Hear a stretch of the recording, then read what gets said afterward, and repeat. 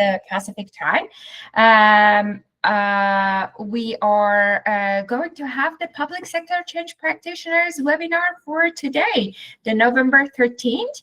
And then the agenda for today is that we're going to share the PSCP board purpose, members, their contact info, and a few announcements. Then we will pass the floor to Andy to talk to us about change management as a trigger for growth, measuring what really matters. Then we will have the Q&A and then the closing section. So welcome everyone. PSCP Board, Public Sector Change Practitioner Board, is committed to first bringing quality and valuable information. This means sharing insight, best practices, and resources that truly make a difference in the area of change management.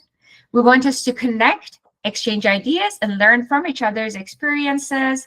And lastly, ensuring that those impacted by change are successful in navigating those change. Our purpose and direction as a community, we are an agnostic group of change management professionals coming together to learn from one another and build knowledge. And our goal is to inspire and lead change and to ensure that everyone impacted by change is set up for success in navigating it. Here are our board members' information, their contact information, their name. In case you would like to get in touch with us, please do so. We promise it will be fun, so just take a leap, send us a message, get in touch. And by attending today's webinar, you're eligible to receive PMI PDU. So we'll provide you with a survey link at the end of the session. Ensure to fill out the survey in order to receive your PDUs. We are also working towards securing a not-for-profit status, which will allow us to expand our impact and better serve our community. If you'd like to support, you can scan the QR code or use the link. I'm just going to put the link in the chat. Yeah, every contribution helps us. So, oh, I closed the chat. I had it open. There we go. That's the link. And yeah, every contribution helps us move closer to making this official. And as for upcoming events, there is a Government Innovation Showcase Colorado that is taking place on November 19th. You can scan the QR code if you're interested in participating, or Google it, it will come up. That's the one that we know. And then just before we dive into today's topic, we'd love to hear from you guys. So one of the we believe most powerful ways we grow as a community is by sharing opportunities to connect. If you know of any upcoming events, conferences, workshops, or gatherings happening in your area, please share them, because as you saw, we are all joining from different places. And if you have the information such as link, time, title, or location, it would make it easier for folks to find it. Feel free to put it in the chat. And yeah, let us connect more and learn more from each other. Now, after all these announcements, I'm thrilled to welcome Andy, who's joining us from Quebec, Canada. Originally from France, Andy brings over 12 years of experience in change management and has led the growth of change management teams in large organizations. Today, Andy will share us his knowledge on change management as a trigger for growth, measuring what really matters. Andy, thank you for joining us. I'm going to stop sharing my screen, and at any point you're ready, please feel free to start sharing your screen, and the floor is all yours. Thank you so much, and I will start by sharing my screen. Hope everyone can hear me well. Yes, we can hear you perfectly. Fantastic. Let me share my screen. And I will just need a confirmation on your side that you can see my screen, actually. All good? Yes, I can see the thumbs ups. Fantastic. I like that. Hello, everyone, and welcome. I'm really happy to be here with the PSCP community to talk about something that sits at the heart of every transformation: how we measure success in change. And as you already know, my name is Andy Loret, and for the past 13 years, I've been helping organizations in different industries to navigate complex transformations, cultural transformation, digital, organizational. Today's session is called Change Management as a Trigger for Growth, Measuring What Really Matters.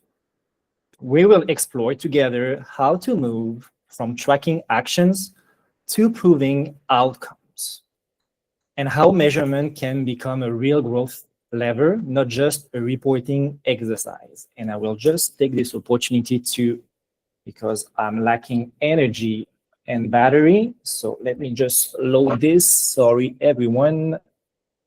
Completely forgot to connect it.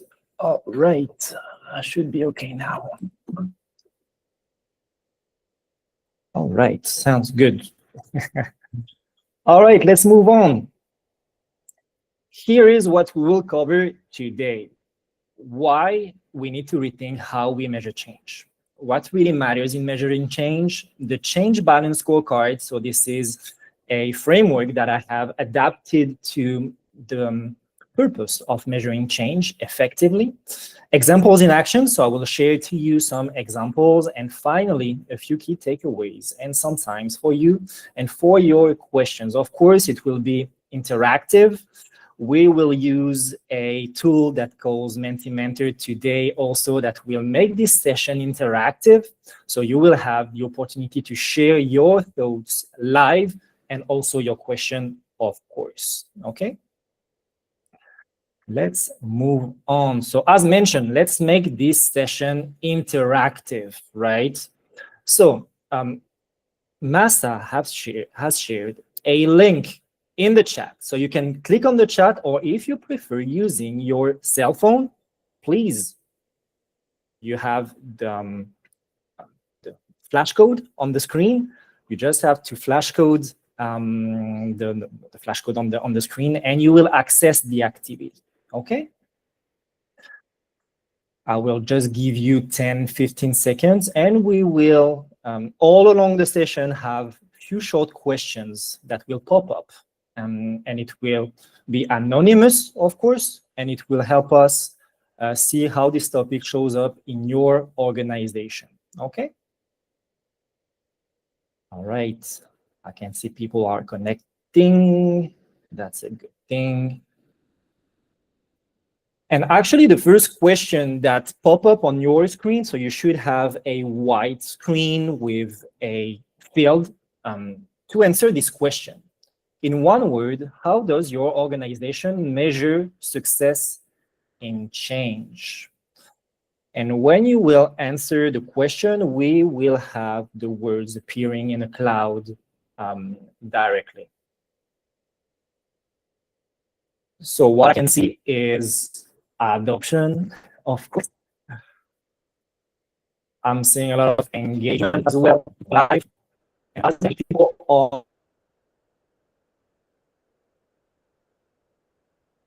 are putting the same word, the word is getting bigger. So I can see we have 3 keywords related to adoption. So this is how you measure change in your organization. Okay, so we have like 4 keywords that appears. And that's very telling, actually. It's what we often measure because it's visible. But what's visible isn't always what's valuable, right? So thank you so much for participating in this first question and activity. Why traditional metrics fall short? If you look at most change reports, they're full of activities, number of emails sent, number of people trained, number of workshops delivered. But here's the real challenge. Very few of these metrics tell us whether anything actually changed.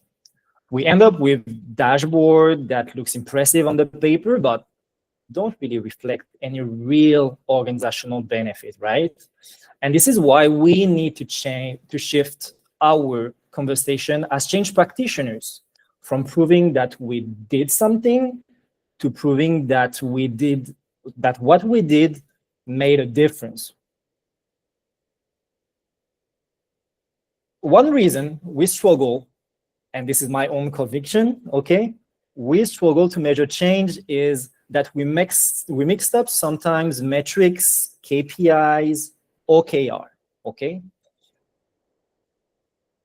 A metric is what tracks activity, like the number of workshops held, for example.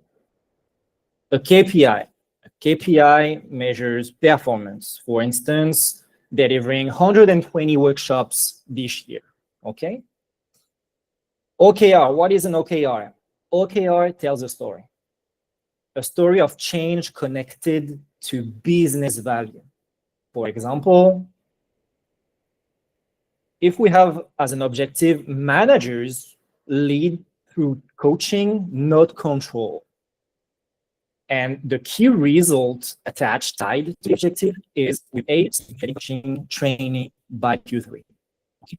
So those are the differences. And as we recap, metrics show what happened, KPIs show if it worked, OKRs show why it matters. Okay. So for the next slide, we will test this. Okay. What type of measurement do you use most often when reporting change progress? So I will launch the next activity, and you will see on your screen. I'll tell you these are our main success metrics. Instance training completed, attendance rates. What's missing? What is missing? What's the piece that numbers don't tell us?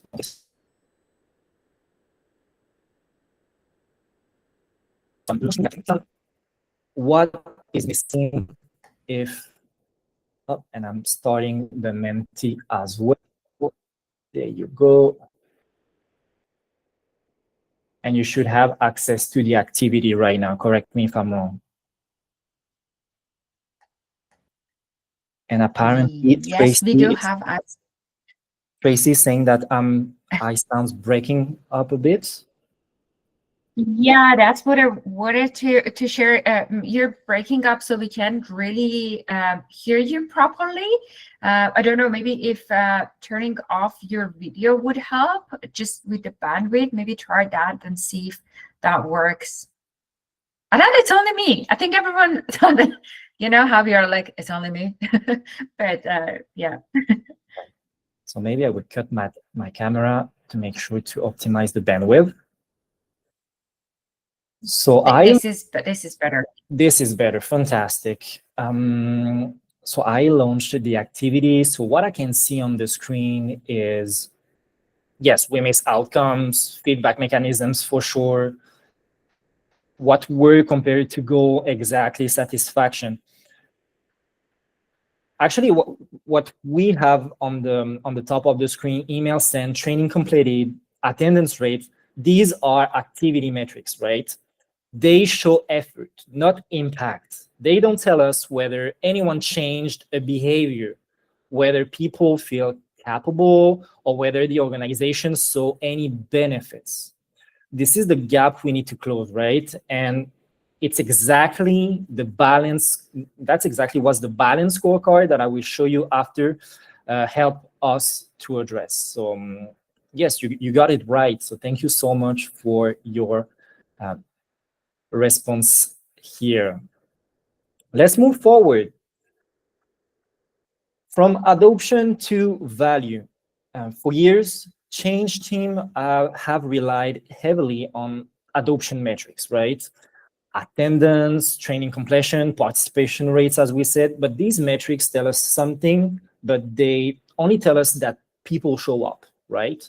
They showed up during those change management activity. Not whether they understood, not whether they can perform, and certainly not whether the organization got any value out of it. What really matters is what comes after the adoption, right? Are people gaining capability? Are they changing behavior? Are those new behavior creating better results? This is what executive and employees now expect. Employees or citizens, because we are here with public sector experts. They expect proof of value, not proof of effort. So this is something that needs to change.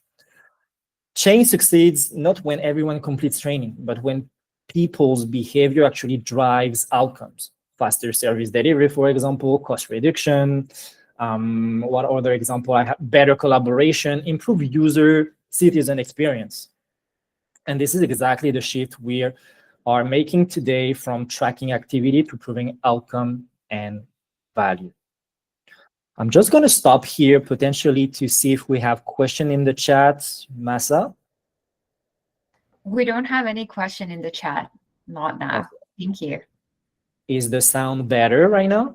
Yes, definitely. At least for me. I hope this is the same for everyone from I do see thumbs up. From South Africa to other countries and places in the world. All right, and I can see the thumbs ups. Fantastic. Let's move on. The change balance scorecard. So before getting into it, the original balance scorecard was created by Kaplan and Norton. One is was a professor at Harvard Business School, and Norton was a change and business consulting expert. Sorry. And they have created the balance scorecard as a way to measure organizational performance beyond financial indicators, okay? What I did is an adaptation that logic change management to help us measure not just what we do, but how people change and how that creates value.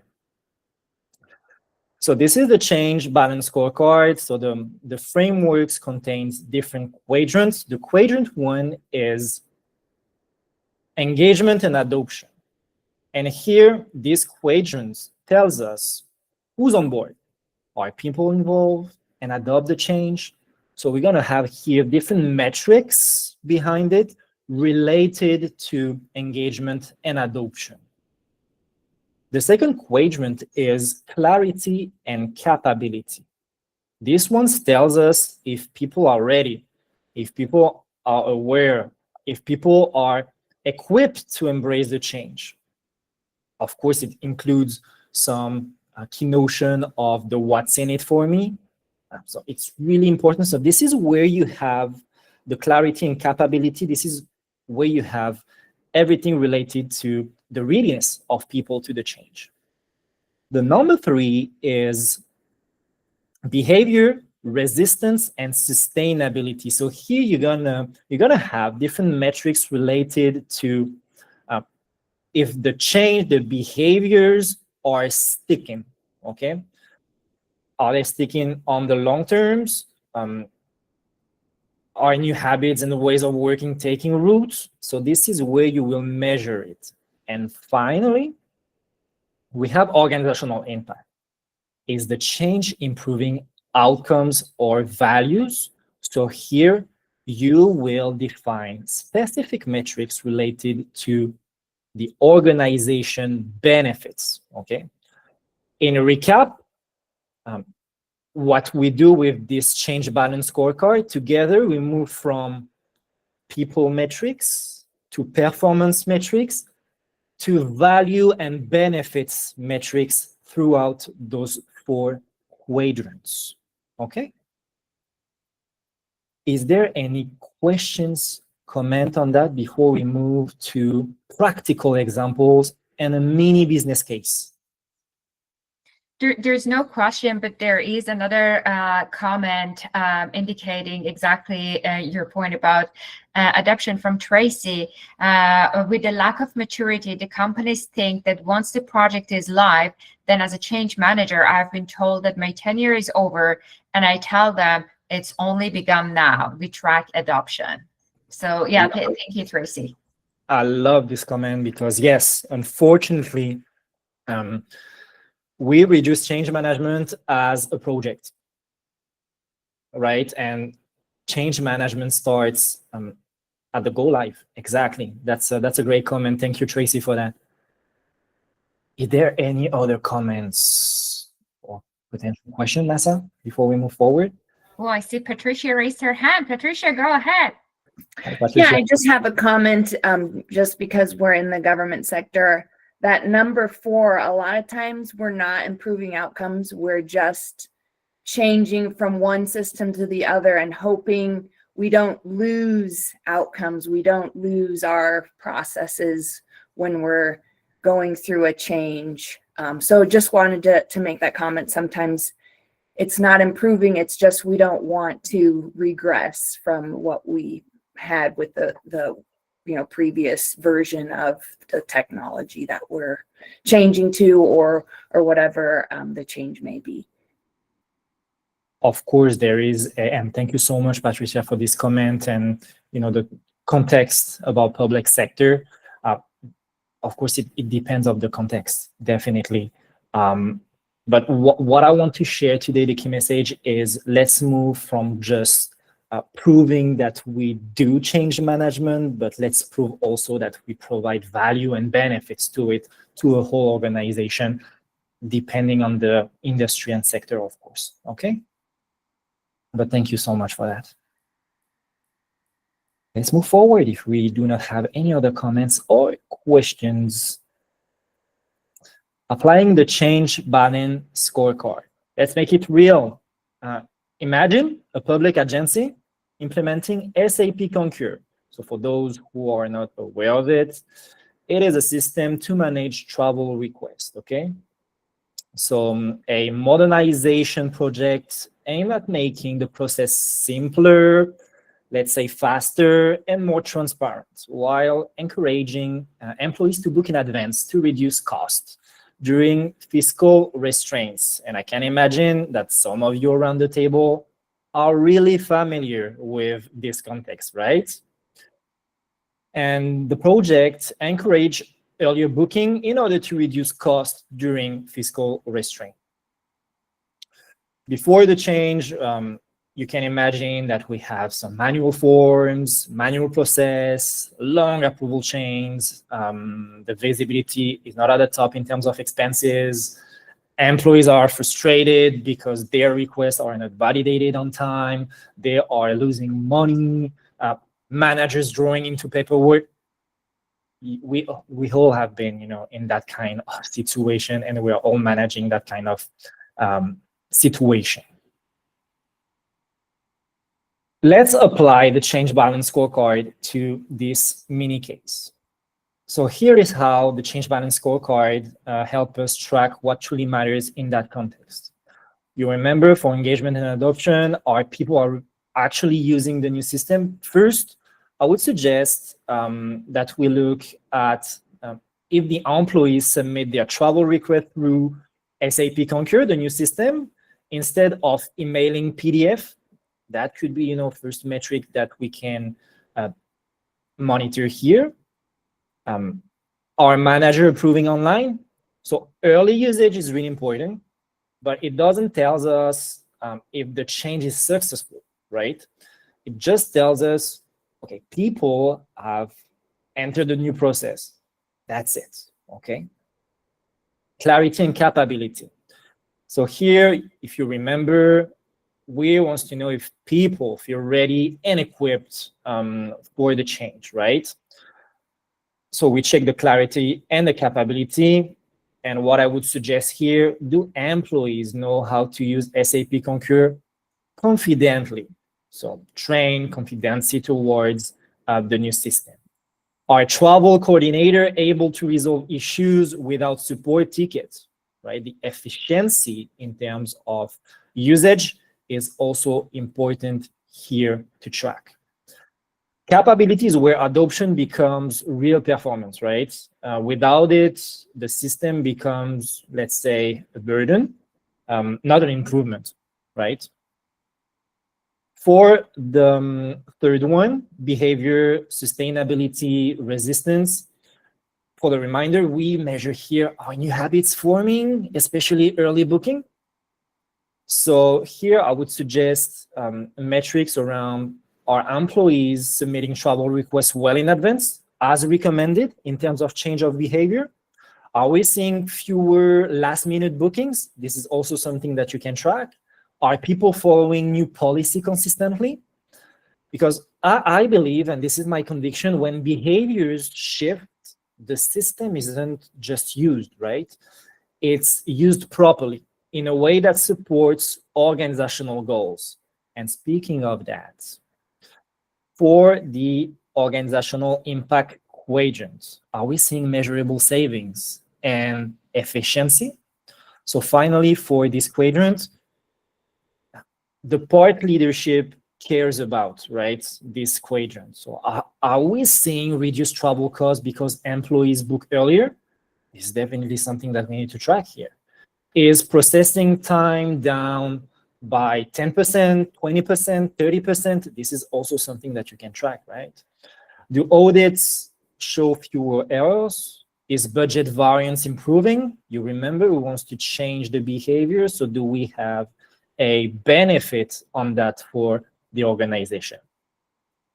This is what allows you to say this modernization didn't just digitize a process, it created measurable value, right? Because you go from people performance to value to benefits, okay?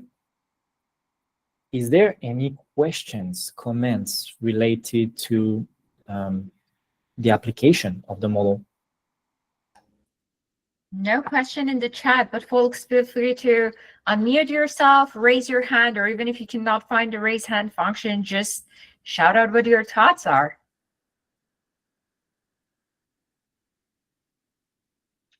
All right. Perfect. Let's move on. And let's engage again. You should see on your screen right now for the Mentimeter activity, another question, which is which area of the balance scorecard do you find the hardest to measure in your organization? I would love to get your perspective on that, right? So I will launch the activity and we will see live what quadrant is the hardest to measure in your organization. So I would be curious to see that. Behavior sustainability, we have a leader so far.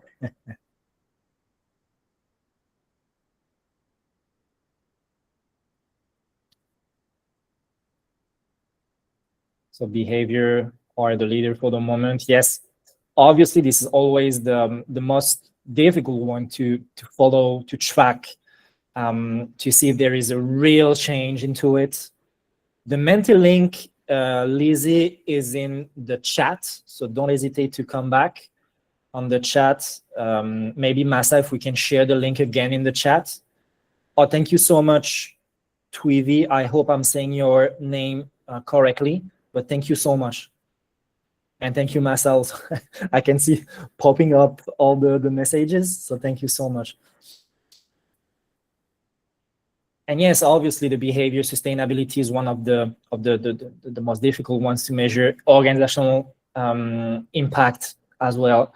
How does the change really impact the organization as a whole? What benefits, what value we can get from it? Sometimes we, and I'm saying sometimes, but most of the time, we tend to forget that change has a purpose, right? And this is where you justify, you prove that purpose. Do we have any comment, questions in the chat? We have a few comments. Measurements usually happen after the project goes live. What part of the balance scorecard is used to address change after go live? Sorry, that was a question. I thought it's a comment. I'm going to repeat that again.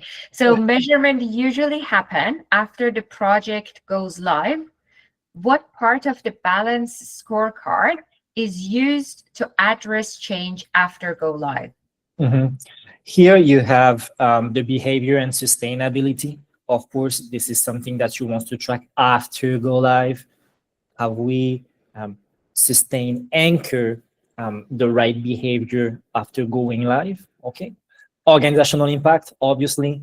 Have we brought what we want to reach out with this project, the benefits of the project in terms of production improvement, cost reduction, employees, citizen satisfaction. This is something that we can track on the long term after go live. Hope it answers to your questions. And don't worry, I will share with you a bunch of metrics that you can, a dozen of metrics that you can use for your own project. It's Christmas time before Christmas. It's in the slides, and we will share the slides with you, of course. Okay. Thank you. Any other comments, questions? Lubna, in response to Mike's comment about the question, said, I think this question is dependent on the context of the change project. And then more comment about, I really like this from Amber. I love the framework capability from Lucia to capture training evaluation results regarding behavior change. So yeah, lots of folks liking and valuing the framework. And then there was that question that you answered. So thank you. I don't see anything else. Please, if there is any question, just I've tried to get the companies to verbalize what they can track as change behavior. It is crazy how they haven't thought this through. They don't get that this should be done upfront. So that's another right. comment from Tracy. Yeah. That's so right. We are all confronted to that situation of, this difficulty of verbally, showing the results as well. So yeah, thank you so much for that, Tracy. Let's move on. The change balance scorecard, as I said, I will share with you a bunch of metrics. I'm not going to go through every of it. This is the ones that I like to use for my own project transformation or organizational change, okay? Applying the scorecard, okay? Use the scorecard inside to, as we said, identify where change is telling. Is really important. As we said, we have the readiness period, okay, but after going live, where do we have blockers? Where can we improve? Where can we reinforce also? So it helps us adjusting, improving, make sure that we are going in the right direction, right? So clear return on investment to leadership. Obviously, I think I said it all along. It's really important to apply the scorecard to show the value, the benefits it brings with the change. Demonstrate value creation. I talked about it. So applying the scorecard allows you to demonstrate value creation. And also something that it's really crucial to me. Let's reposition change management as a strategic discipline. Change management is not just a part of the project. It can be an organizational and a discipline for organizational growth. Yes, it depends on the context. Yes, it depends on the organization. But what I want to share with you, the key message here that I want to share with you is change management can be and is a strategic discipline if we position it as a strategic discipline. Okay? Some key takeaways before I leave the conclusion to Masa for this session. So first, track value, not just activity. And I think we were agreed around the table when we had the Mentimeter activity that adoption metrics are useful, but they're only the starting point. What matters is how change improves capability, behavior, and outcomes. And I'm glad we had this activity together because we were able to see your comments. How do you see change? What's missing? What are the best and not so best practices that you are realizing in your situation? Use balance metric, not a single lens. So engagement, clarity, behavior, impact, each tell part of the story. When you combine them, you get a complete and credible picture of the change. So this is what I believe. Okay. Third, translate change data into value. As we said, leaders, employees, citizens. Again, I want to keep them in the conversation because we are on the public sector webinar. So let's talk about citizens as well. They all want evidence that change is improving service, efficiency, collaboration. What can I say more? Transparency, right? So let's make sure that the change data brings value. And finally, shift the role of change management. We talked about it on the previous slide. From a reporting function to a strategic driver, driver for growth, driver for performance. I think this is when we measure what truly matters. We elevate our influence and the value of the change itself, right? So this is my key takeaways for us today. To conclude, we don't need more dashboard. We need better stories, okay? Backed by meaningful data. This is really my conclusion to tell you, okay, let's move from a project perspective of change management to a real lever for all the organization. Thank you so much. This is it for me today. You can follow me on LinkedIn. Send me emails if you have more questions.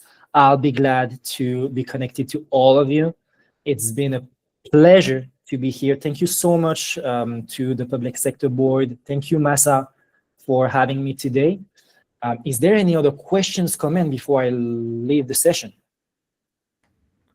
Absolutely. Thank you so much, Andy, for joining us. I'm sure we all got so many takeaways from this session, and I saw so many emojis. So let's give our presenters another big round of virtual applause. I'm going to clap here, but yeah, another virtual applause. Thank you again for sharing your time and expertise with us. If anyone has any question, please feel free to unmute yourself.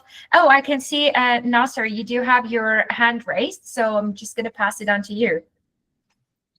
Thank you, Massa. And thank you, Andy, for your presentation. I liked your model.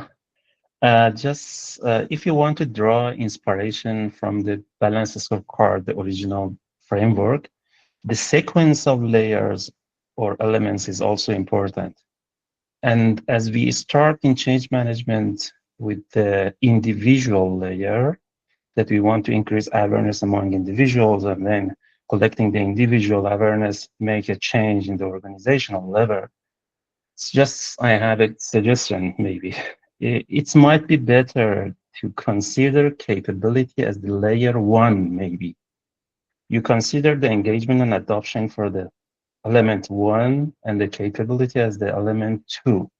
But inspiring from the BSc, if you think that the growth and learning is the base for balances required and the capability is adjusted layer for that one, if we consider the engagement and adoption, the adjustment one for the process layer, and if we consider the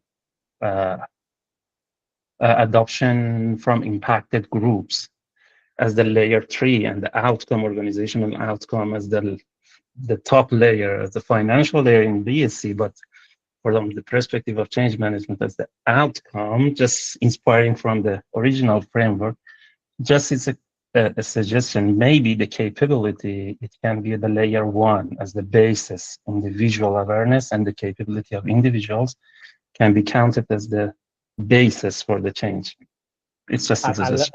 I love this comment, because with this model, what we can do is potentially to change it, to adjust it, to make it your own, right?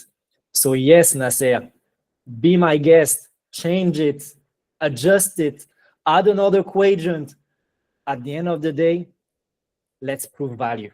Let's prove the benefit of change, right? This is a framework. There is so many framework on the market, but the key message is really, let's move from just justify that we do and move from we perform, we create value and benefit for the organization. Any other questions, comments? I just had one comment. I thought it was it's really nice to have this categorical view, and it gives you some direction because a lot of change management has to do with having actual conversations with people. So it's nice to have some metrics that you can tie that conversation to in order to evaluate and see, you know, maybe the problem could be the metric itself, like maybe we're measuring the wrong thing, but we'll only find that out if we're actually talking to the end users and then determining, you know, how do they stack up against what we're trying to measure, and then also being willing to adjust. So I like having multiple options because each project might also be different for what we want to track. So I thought those are some really good examples. And thank you so much for your comment. Yes, the power, I would say, of this model is the different layer. We talked about it with Nasser before. And yes, you can adapt it to your needs, to your expectation, to your population expectation as well, because sometimes some leaders are really triggered about, hey, I need to follow this. Can you integrate it in your metric? Yes, of course. Let's put it into, you know, the scorecard, but you have your other metric that is really important for you as well to monitor engagement, adoption, capability, etc., etc.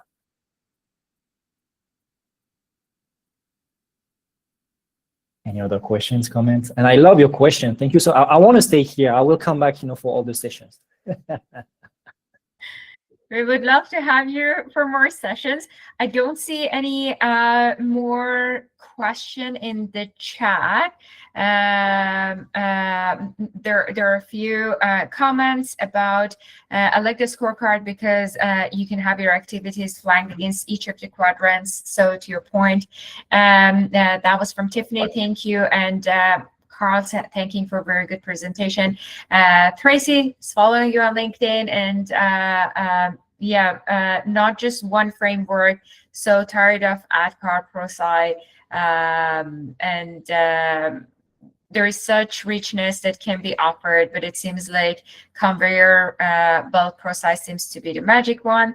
Thank you, Andy. It was a great session, very insightful. So yeah, a lot of thank you from everyone. Merci beaucoup. And yes, we have some French speaking people in the chat. I love that. Yeah, that's the beauty of being virtual. You can just join from everywhere. I love that. If there is any more question or comments for Andy, please feel free to type it or raise your hand. We would love to have your questions. If not, I'm going to go through a few notes before we let you all go about the rest of your day. So again, thank you, Andy.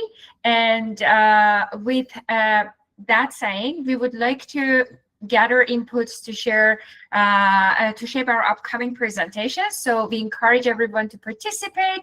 I did put a link in the chat. So if you guys could fill the survey, let us know what topics you want to know more about. If you want to present or be in touch, please feel free to fill that. It would help us shape the future presentations. And before you go, we promised that you're going to get the PDUs for the PMI. So feel free to also fill the form, the Google form, to get to receive your PDUs.